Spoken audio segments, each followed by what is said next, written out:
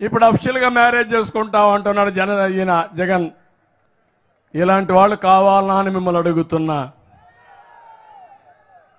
అందుకనే అతను కూడా మనం చూస్తే ప్రజలకు ఏం చేశారు చెప్పడు గాని 5 ఎకరాల్లో కత్తి మండలంలో అక్రమ సొమ్ముతో ఇంద్రభవనం నిర్మించుకుంటున్నాడు. చింతలమూరి సముద్ర తీరంలో పేదల భూములు కొట్టేశాడు. దాతలు ఇచ్చిన మల్కీపురం కళాశాల భూములపై కన్నేశాడు.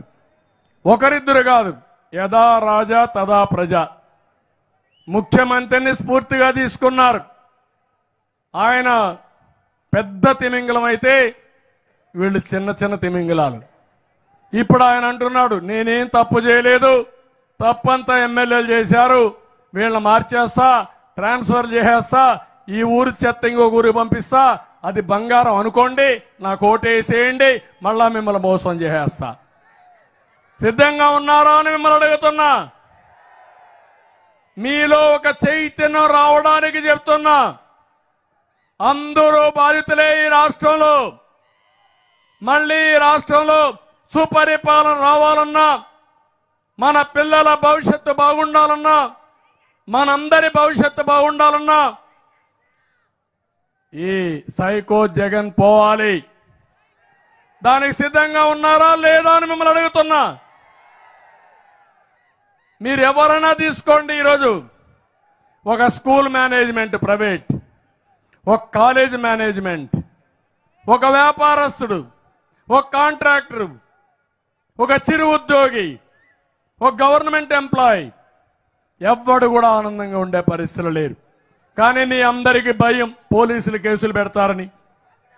అంటే ఎన్ని రోజులు భయపడతాం?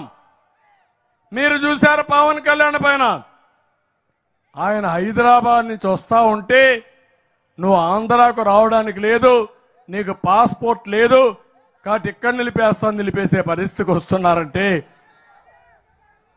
ఇంకో పక్క ఎమ్మెల్యేలు ఎవడు ఎక్కువ బూతులు తిడితే వాడికి సీటు, మంత్రి పదవి.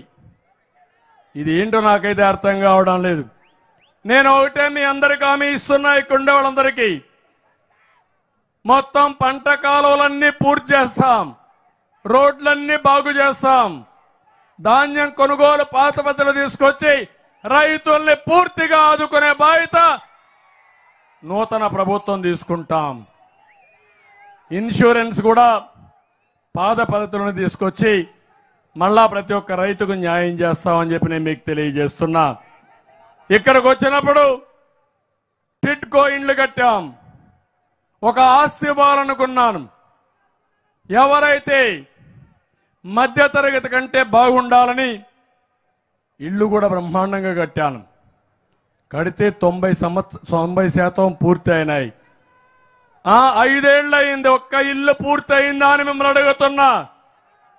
టిడ్కో ఇండ్లు పూర్తి చేయలేడు. కానీ ఈరోజు మీరు ఒకసారి చూస్తే ఎక్కడికక్కడ 3 రాజధానులు కడతానని అసలు రాజధాని లేకుండా చేసే పరిస్థితికి వచ్చాడు. అందుకే నేను మిమ్మల్ని అందరినీ కోరేది మళ్లీ చెప్తున్నా, ఆ టిడ్కో ఇండ్లు పూర్తి చేస్తాం. ప్రతి ఒక్కరికి ఇళ్లు ఇచ్చే బాధ్యత తెలుగుదేశం పార్టీ, జనసేన తీసుకుంటానని హామీ ఇస్తున్నా. ఇప్పుడే జోగేశ్వరరావు గారు ఒక మాట చెప్పారు. ఆ ఇండ్లు ఇచ్చినప్పుడు 1 లక్ష రూపాయలు కడితే మిగిలిన రుణం అంతా మాఫీ చేసి ఇమ్మన్నారు. తప్పకుండా వివిధ స్థాయిల్లో ఉన్నాయి, అవన్నీ ఎగ్జామిన్ చేసి అందరికీ న్యాయం చేసే విధంగా టిడ్కో ఇళ్లు అర్హులందరికీ అందజేసే బాధ్యత మేము తీసుకుంటామని మీ అందరికీ హామీ ఇస్తున్నా. పాత ఇండ్లు 2308 ఇండ్లు కట్టాం. 25 కోట్ల రూపాయల బిల్లు పెండింగ్ ఉన్నాయి, అవి కూడా ఇస్తామని చెప్పి నేను మీకు తెలియజేస్తున్నా. ఇంకో పక్క పెన్షన్లు, తెలుగుదేశాన్ని బలపరుస్తున్నారని కొంతమందికి పింఛన్లు తీసేశారు. వాళ్ళందరికీ ఎప్పటి నుంచి తీసేశారో అప్పటి నుంచి పింఛన్లు ఇచ్చే బాధ్యత మేము తీసుకుంటామని మీ అందరికీ హామీ ఇస్తున్నా. ఇది కాకుండా ముమ్మడి వరంలో మూలపాలెం గోదావరి బ్రిడ్జ్ కావాలని కోరారు, అది కూడా చేస్తామని చెప్పి నేను మీకు తెలియజేస్తున్నా.